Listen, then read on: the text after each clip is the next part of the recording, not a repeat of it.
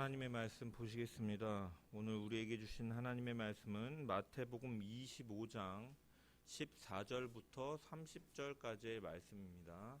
마태복음 25장 14절부터 30절의 말씀입니다. 제가 하나님의 말씀을 봉독합니다. 또 어떤 사람이 타국에 갈 때 그 종들을 불러 자기 소유를 맡김과 같으니 각각 그 재능대로 한 사람에게는 금 5달란트를, 한 사람에게는 2달란트를, 한 사람에게는 1달란트를 주고 떠났더니 5달란트 받은 자는 바로 가서 그것으로 장사하여 또 5달란트를 남기고 2달란트 받은 자도 그같이 하여 또 2달란트를 남겼으되 1달란트 받은 자는 가서 땅을 파고 그 주인의 돈을 감추어 두었더니 오랜 후에 그 종들의 주인이 돌아와 그들과 결산할세 5달란트 받았던 자는 5달란트를 더 가지고 와서 이르되 주인이여 내게 5달란트를 주셨는데 보소서 내가 또 5달란트를 남겼나이다. 그 주인이 이르되 잘하였도다 착하고 충성된 종아 내가 적은 일에 충성하였음에 내가 많은 것을 내게 맡기리니 내 주인의 즐거움에 참여할지어다 하고 2달란트 받았던 자도 와서 이르되 주인이여 내게 2달란트를 주셨는데 보소서 내가 또 2달란트를 남겼나이다. 그 주인이 이르되 잘하였도다 착하고 충성된 종아 내가 적은 일에 충성하였음에 내가 많은 것을 내게 맡기리니 내 주인의 즐거움에 참여할지어다 하고 1달란트 받았던 자는 와서 이르되 주인이여 당신은 굳은 사람이라 심지 않은 데서 거두고 해치지 않은 데서 모으는 줄을 내가 알았으므로 두려워하여 나가서 당신의 달란트를 땅에 감추어 두었나이다. 보소서 당신의 것을 가지셨나이다. 그 주인이 대답하여 이르되 악하고 게으른 종아 나는 심지 않은 데서 거두고 해치지 않은 데서 모으는 줄을 내가 알았느냐. 그러면 내가 마땅히 내 돈을 취리하는 자들에게 나 맡겼다가 내가 돌아와서 내 원금과 이자를 받게 하였을 것이니라 하고 그에게 그 1달란트를 빼앗아 10달란트 가진 자에게 주라. 무릇 있는 자는 받아 풍족하게 되고 없는 자는 그 있는 것까지 빼앗기리라. 이 무익한 종을 바깥 어두운 데로 내쫓으라. 거기서 슬피 울며 이를 갈리라 하니라. 아멘.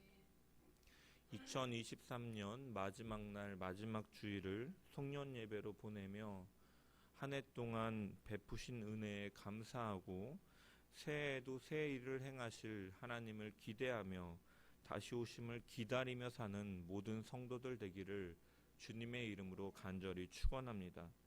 이 시간도 말씀을 통한 주의 은혜와 평강이 이 자리에 있는 모든 자들 가운데 넘치기를 축원합니다.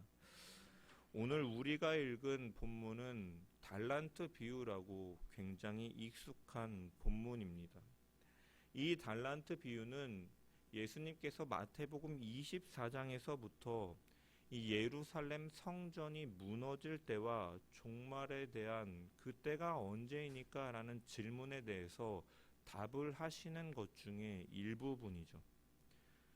예수님께서는 십자가를 지시기 위해 예루살렘에 입성하시고 그 후에 유대 종교 지도자들과 논쟁을 하셨습니다.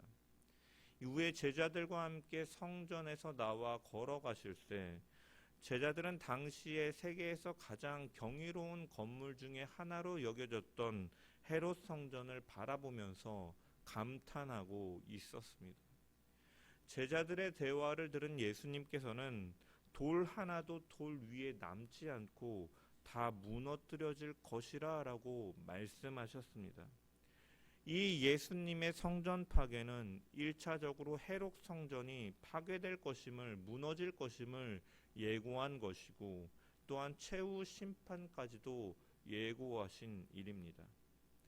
이에 제자들은 주님의 말씀을 듣고 24장 3절에 보면은 어느 때에 이런 일이 있겠사오며 또 주의 임하심과 세상 끝에는 무슨 징조가 있으리까? 라고 예수님께 질문을 하였습니다.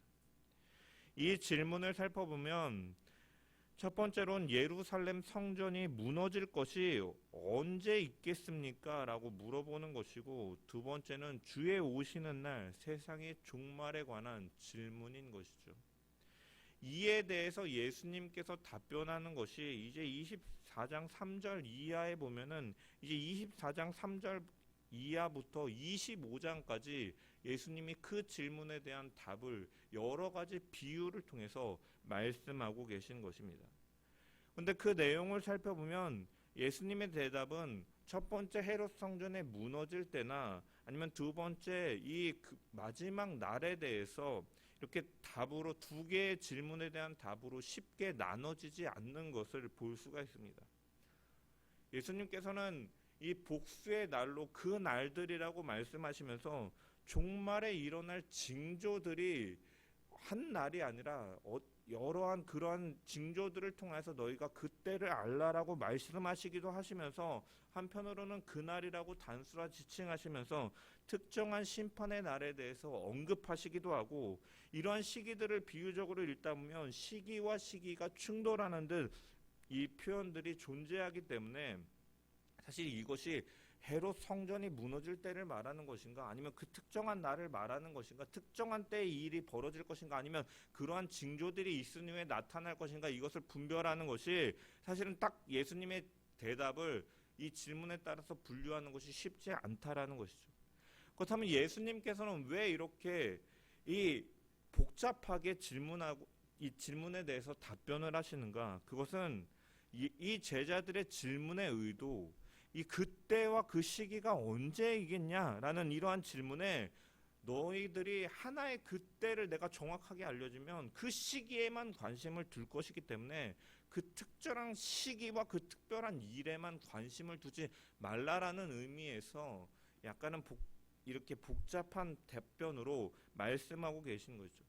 그래서 예수님께서도 그 시기를 말하는 자들을 향해서 그날과 그때는 아무도 모르나니 하늘의 천사들도 아들도 모르고 오직 아버지만 아시느니라 라고 대답하셨습니다.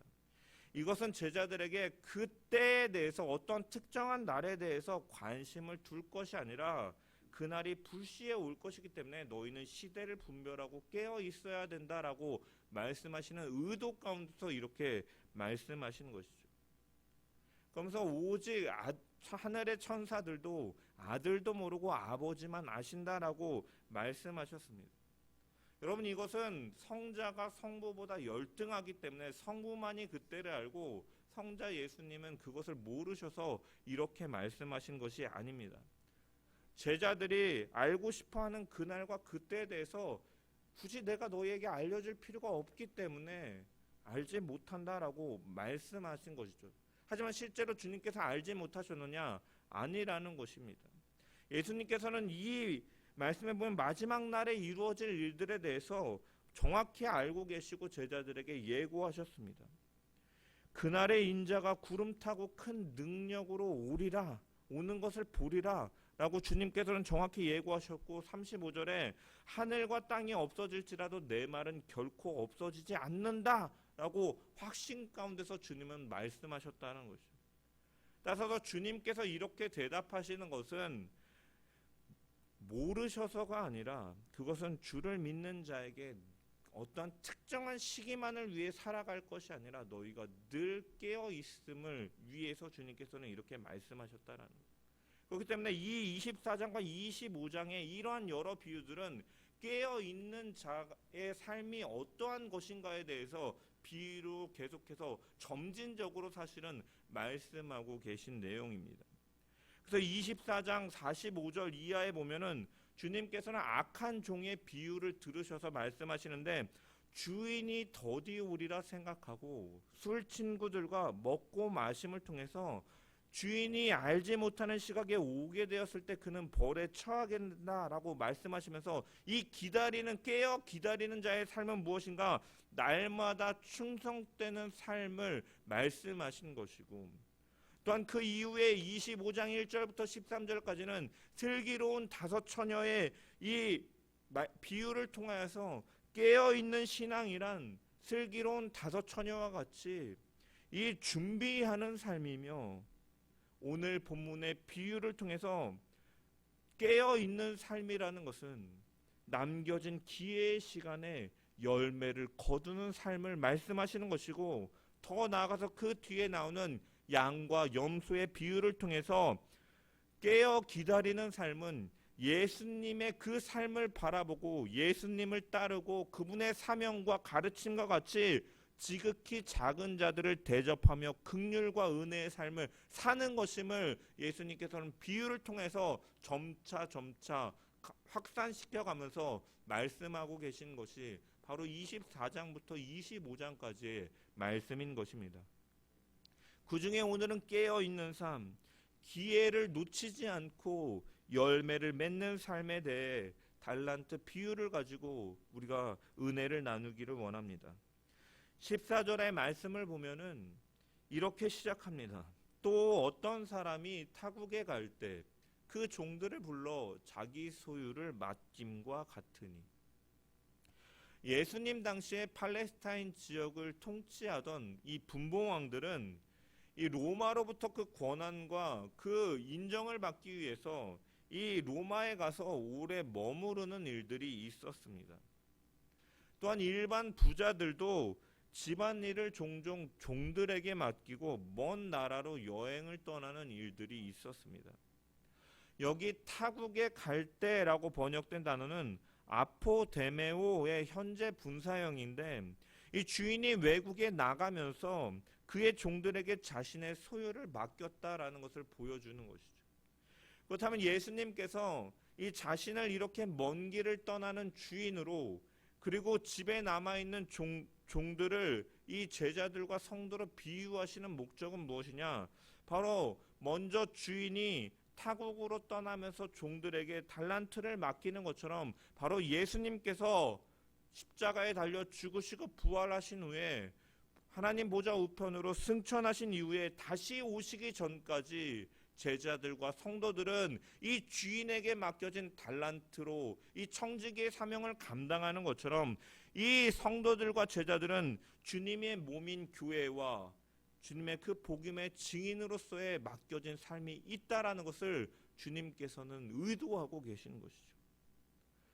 주인은 떠나 있지만 분명히 다시 돌아오는 것처럼 주님께서는 그날에 이 24장 30절의 말씀처럼 인자가 큰 권능과 영광으로 구름을 타고 올 것이기에 주인에 비유하고 계신 것이죠. 또한 모든 종들에게 자기의 소유를 맡긴 것처럼 성도들은 예외 없이 5달란트, 2달란트, 1달란트 각기 재능대로 달란트를 받지만, 그 달란트를 받은 것은 비록 분량에는 차이가 있다 할지라도 누구라도 예외 없이 주님께 사명을 받았음을 보여주고 있는 것입니다. 주인은 사명을 맡기는 자고 그의 종들은 주인의 소유를 맡아서 관리하는 청지기인 것이죠. 주인은 자신의 판단에 따라서 개개인의 능력에 맞게 감당할 수 있을 만큼 달란트를 종들에게 맡긴 것입니다. 그러므로 종들은 왜 나에게는 2달란트밖에 안 주었느냐, 왜 나에게는 1달란트만 주었느냐라고 왈가왈부할 것이 아니라 주인이 그 각자에게 맡겨진 대로 주셨기 때문에 그 맡겨진 달란트를 가지고 얼마나 최선을 다해 이 맡겨진 달란트를 활용하였는가에 초점을 두어야 되는 것이지, 누구는 달란트를 5개를 받고 누구는 달란트를 2달란트를 받고 이러한 것들로 인해서 불평하고 불만을 가져서는 안 된다라는 거죠. 그래서 주인도 돌아왔을 때 너가 얼마를 맡은 자로서 얼마를 남겼느냐라고 물어보시는 것이 아니라 그 내가 맡긴 그 달란트를 가지고 너가 얼마나 최선을 다했느냐를 보시는 것이고, 그 5달란트를 남겼던, 2달란트를 남겼던 주님은 착하고 충성된 종아라고 칭찬하신 것을 기억하면서, 여러분, 우리에게는 하나님께서 주신 은사와 달란트들이 있습니다.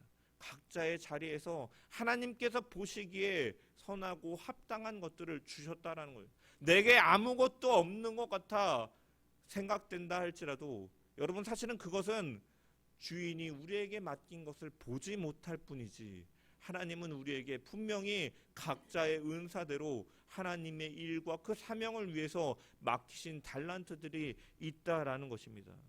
그렇기 때문에 우리는 불평하고 땅에 묻는 것처럼 아무것도 시도하지 않는 것이 아니라, 내게 주어진 것을 가지고 그 주인을 기쁘시게 하며 헌신되고 충성된 자의 모습으로 살아가는 우리 모두가 되어야 될 줄 믿습니다.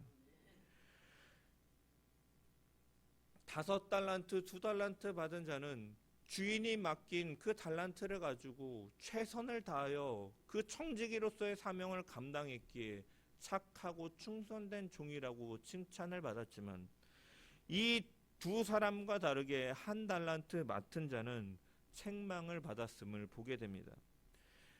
왜냐하면 그에게 맡겨진 것을 제대로 관리하지 못했기 때문이죠. 그렇다면 그는 왜 그렇게 했을까? 이 19절의 말씀을 보면, 오랜 후에 그 종들의 주인이 돌아와 그들과 결산할세라고 기록되어 있습니다. 여기 오랜 후에라는 헬라어를 직역하면은 많은 시간이 흐른 후에라는 의미입니다. 즉, 종들에게 달란트를 맡기고 떠났던 주인이 종들의 예상보다 훨씬 늦은 시간에 왔음을 보여주는 것이죠. 이것은 주인의 도착 시간 자체가 이 늦었다기보다는, 이 예수님께서 이렇게 말씀하시는 것은 이 제자들의 기대보다 더 늦게 예수님의 재림이 이루어지게 될 것이라는 의미 또한 내포하면서 이렇게 말씀하고 계신 것입니다. 따라서 이 1달란트 받은 종 역시도 이 앞전에 이 단락 앞에 나오는 비유의 슬기로운 5처녀와 같이 신랑이 더디 올지라도 내가 딱 준비한 것만을 소비하면서 기다리는 것이 아니라, 그 신랑을 사랑하는 마음으로 그분이 더디 올 것까지도 생각하면서 준비하였던 것처럼 예비하고 준비하는 마음으로 기다려야 됐으나 그는 그렇게 하지 않은 것이죠. 아마도 1달란트 맡은 자는 이런 생각을 했을 가능성도 다분히 높습니다. 주인이 왜 오지 않는가? 혹시 돌아오다가 죽은 것은 아닌가?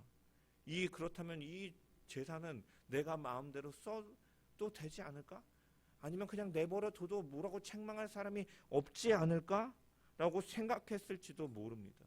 아니면 혹시나 돌아올 것을 알고 있었고 자기에게 맡긴 기회와 사명에 대해 책임을 물을 것임을 알았음에도 더디 옴을 통하여서 그는 악하고 게을렀기 때문에 그 기회를 낭비하는, 악용하는 것이었을지도 모릅니다. 여러분, 이 1달란트 맡은 자의 모습 속에서 우리는 우리의 모습을 또한 발견할 수가 있는 것이죠.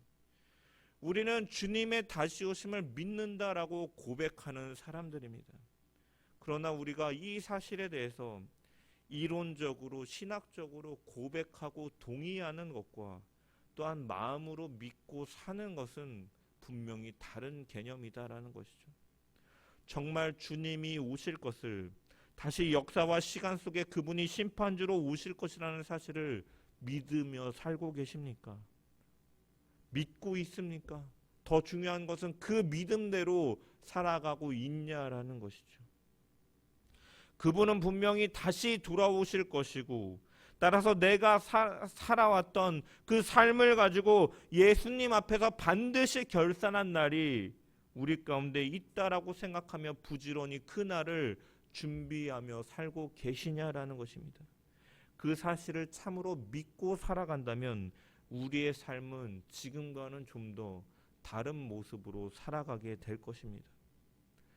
하나님께서는 우리에게 많은 것을 맡겨주셨습니다. 그리고 반드시 결산할 때가 오리라라고 말씀하셨습니다.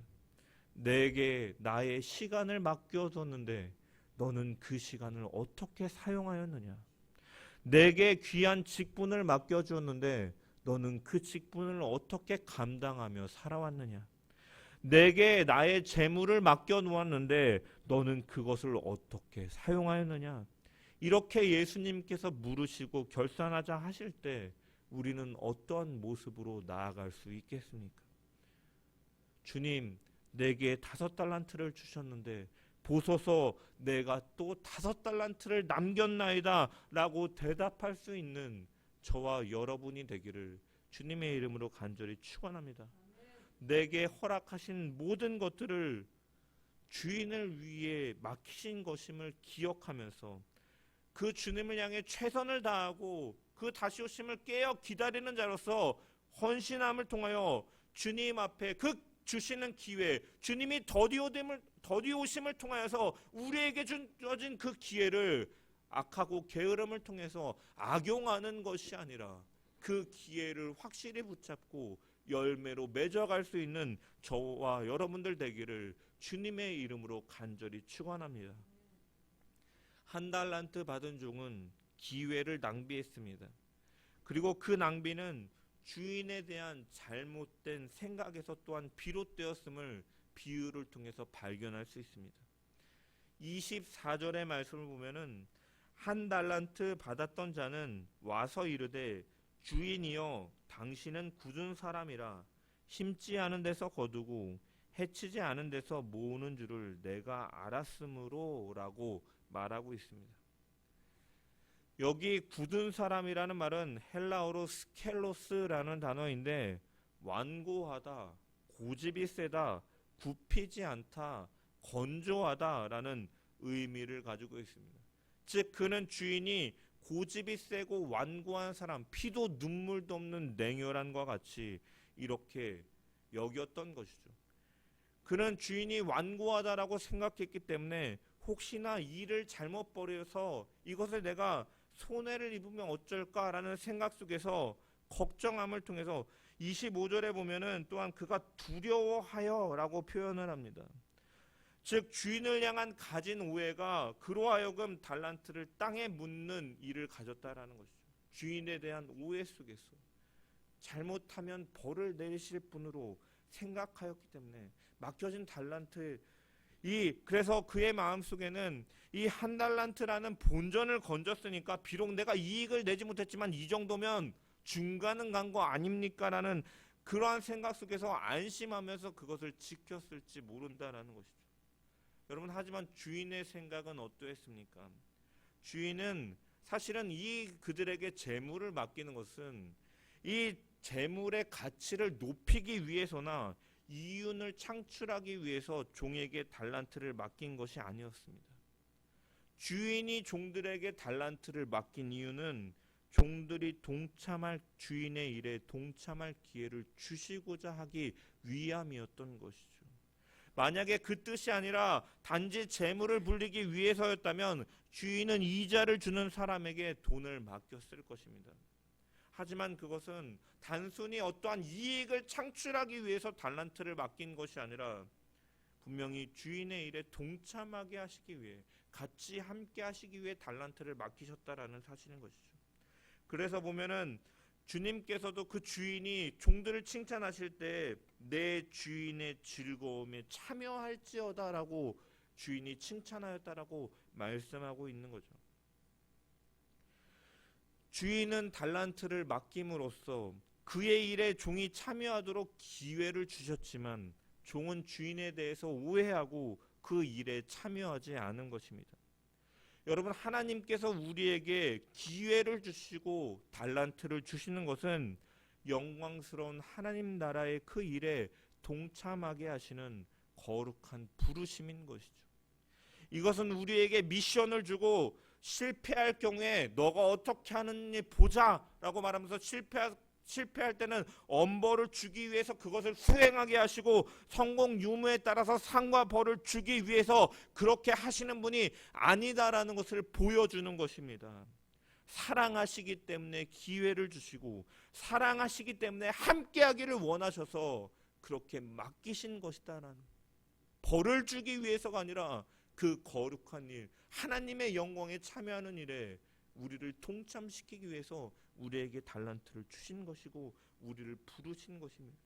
따라서 우리는 이 맡겨진 달란트를 가지고 주인을 위하여 헌신하는 이 일이 내게 어떠한 무거운 짐이나 멍해가 아니라 그것은 하나님의 거룩한 일에 참여하게 하시는 하나님의 사랑이요 하나님의 은혜임을 기억하면서 우리가 기쁨으로 참여하고 주님을 기쁘시게 하는 모든 자 되기를 주님의 이름으로 간절히 축원합니다. 착하고 충성된 종이라고 칭찬받았던 이 두 종들의 공통점은 바로 가서라는 말에 있습니다.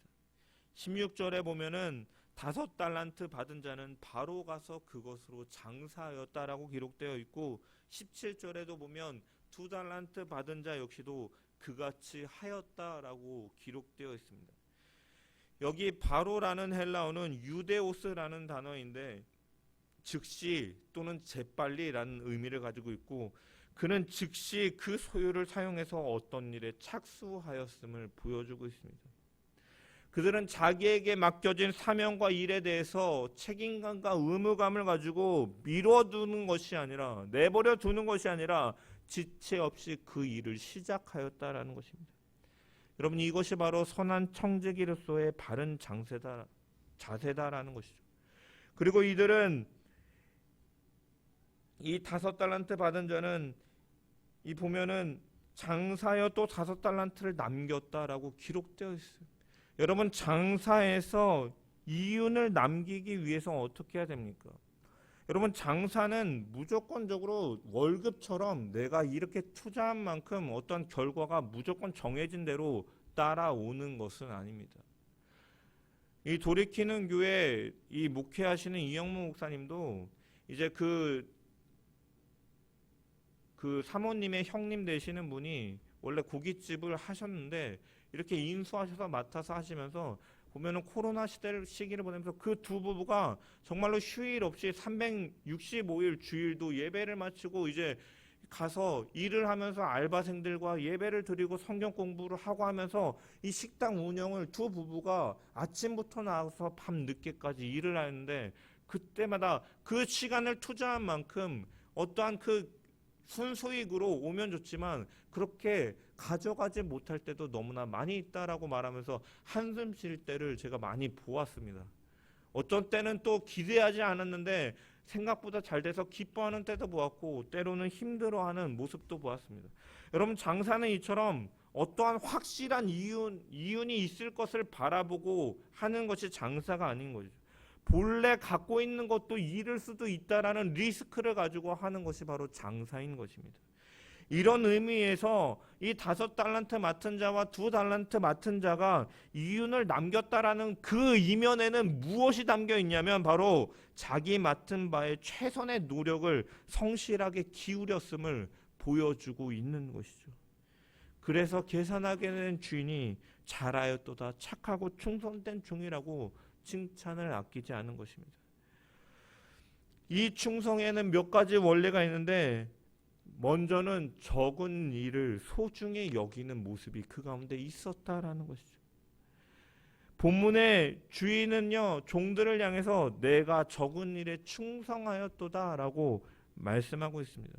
주인의 칭찬대로 비록 그들은 작은 것이라 할지라도 그 하나하나도 놓치지 않고 그들은 최선을 다해서 그 일들을 감당했기 때문에 그런 주인으로부터 칭찬을 받을 수 있었다라는 것이죠.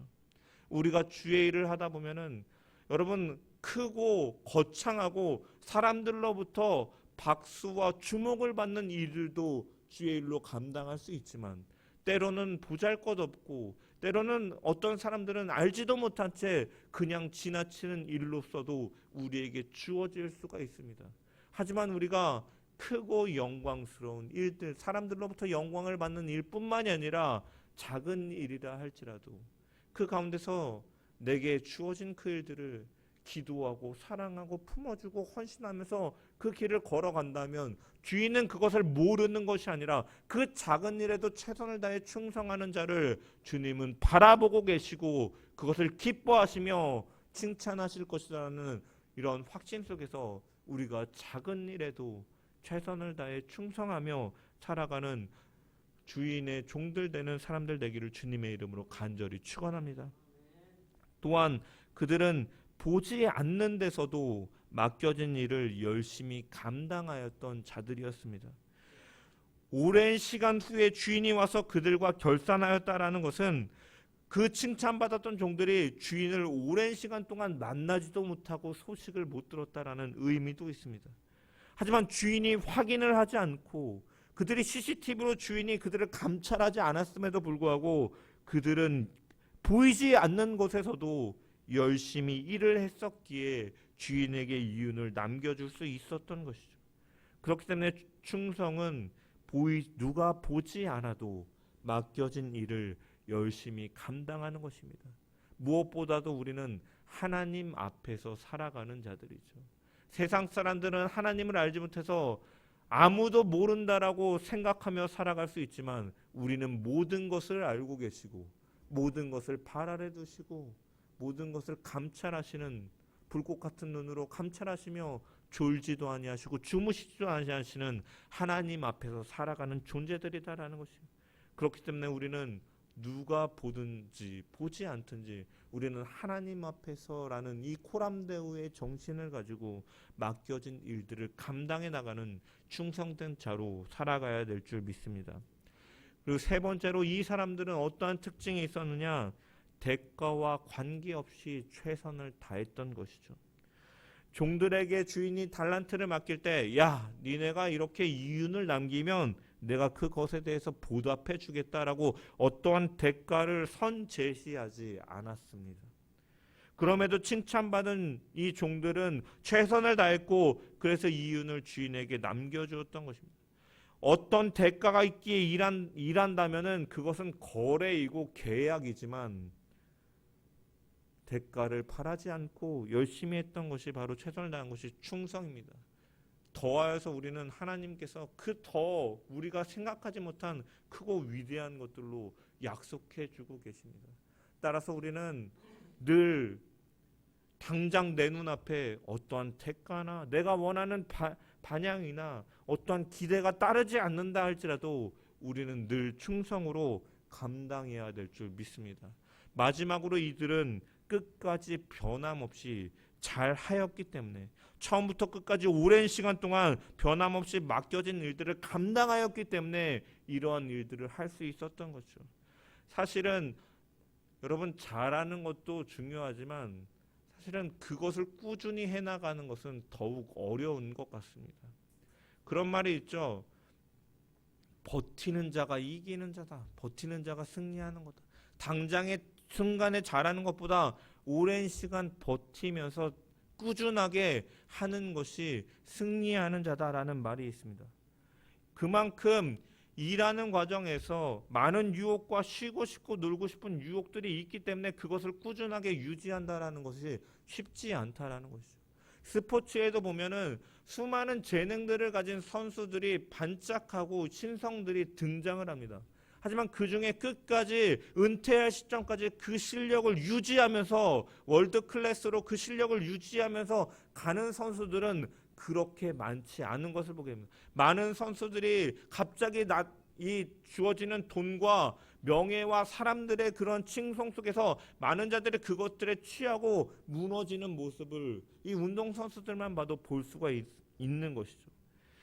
칭찬받은 종들은 처음부터 바로 가서 그리고 주인이 올 때까지 그들은 그 자세를 끝까지 잘 지켰기 때문에 주인으로부터 잘하였다고 칭찬을 들을 수 있었던 것입니다. 이 칭찬받은 종들이 이 네 가지 충성된 자세를 가지고 일하였다라는 것입니다. 작은 일에도 소중히 여기고 보이지 않는 데서도 맡겨진 일에 최선을 다해 감당하고 대가와 상관없이 열심히 그리고 끝까지 처음부터 끝까지 변함없이 그 마음으로 감당해 갔던 것입니다. 이런 자의 모습으로 주님 다시 오시는 그날에 결산할 것을 기억하는 자로서 깨어있는 자로서 기회를 남용하지 않고 열매 맺는 자로서 충성되이 살아가는 저와 여러분 되기를 주님의 이름으로 간절히 축원합니다. 말씀을 마무리합니다. 여러분 이것은 주님께서 비유로 말씀하신 것이지만 이 비유 가운데 메시지는 실제로 일어날 일들이고 이것은 남에게만 벌어질 일들이 아니라 바로 우리 앞에 펼쳐질 일들이다라는 것이죠. 어느 누구도 예외 없이 결산하는 날이 올 것입니다.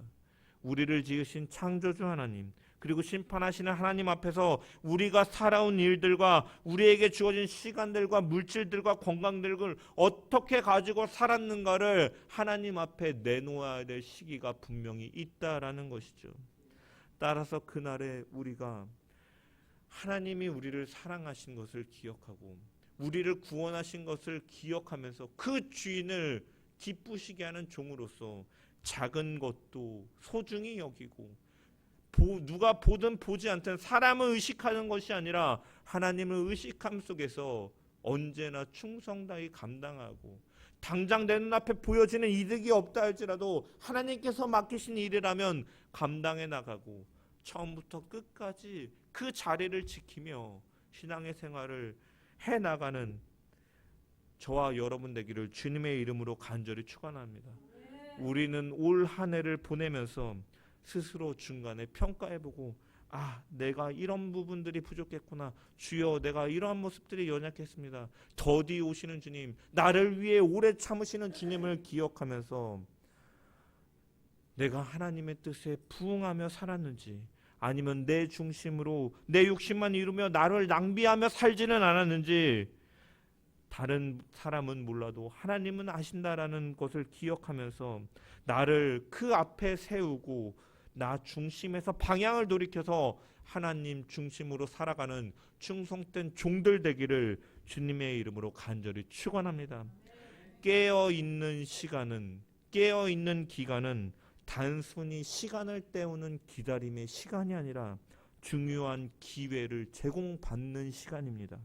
깨어서 그날을 기다린다라는 것은 자기 위치를 지키며 충성한다라는 것이며 늦어지는 종말의 날을 단순히 기다리는 시간이 아니라 투자하고 주인을 위해서 이익을 내는 기회의 시간이어야 됨을 기억하면서 올 한 해 나의 신앙을 점검하고 다가오는 새해에는 더욱 충성된 일꾼으로 헌신하는 우리 모든 세상의 빛교회 성도들 되기를 주님의 이름으로 간절히 축원합니다.